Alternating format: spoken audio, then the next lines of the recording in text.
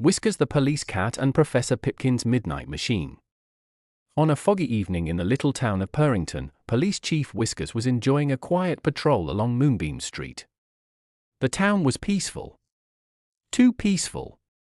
As Whiskers padded past the old clock tower, he heard a strange sound.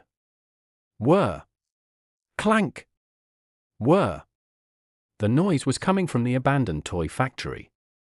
Whiskers narrowed his green eyes. Professor Pipkins, he muttered. The mischievous inventor cat had been quiet for weeks, which usually meant trouble. Inside the factory, gears spun and brass pipes hissed. Sparks danced across the darkness. In the center of the room stood Professor Pipkins wearing giant goggles and a striped waistcoat. "Ah, Chief Whiskers," he purred. "You're just in time to witness my greatest invention." Behind him stood a towering machine covered in clocks. "What does it do?" asked Whiskers. Pipkins grinned. "It steals yesterday." Whiskers blinked. "It steals what?" "Yesterday," shouted Pipkins. "Imagine it!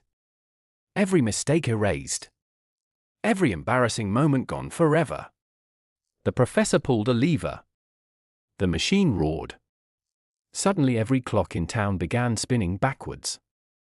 Cats woke up to find yesterday's fish bones back on their plates. Milk bottles reappeared on doorsteps.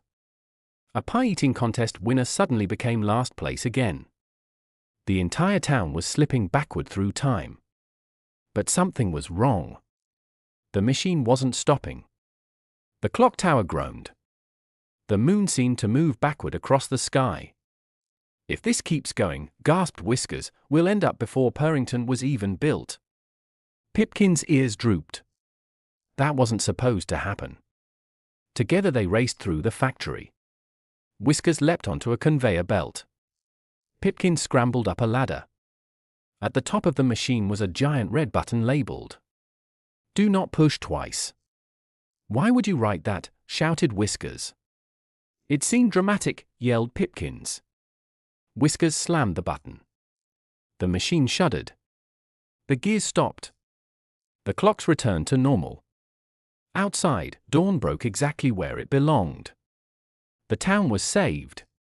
Again. As the sun rose, Whiskers escorted Professor Pipkins back to town hall. "Any more inventions?" asked Whiskers. Pipkins smiled innocently. "Not at all." A tiny mechanical mouse suddenly rolled out of his pocket and exploded into hundreds of rubber ducks. Whiskers sighed. Some mysteries never end. Paw Print's sleepy creepy mystery lesson: sometimes the past belongs exactly where it is, and maybe don't trust a cat who builds a machine to steal yesterday.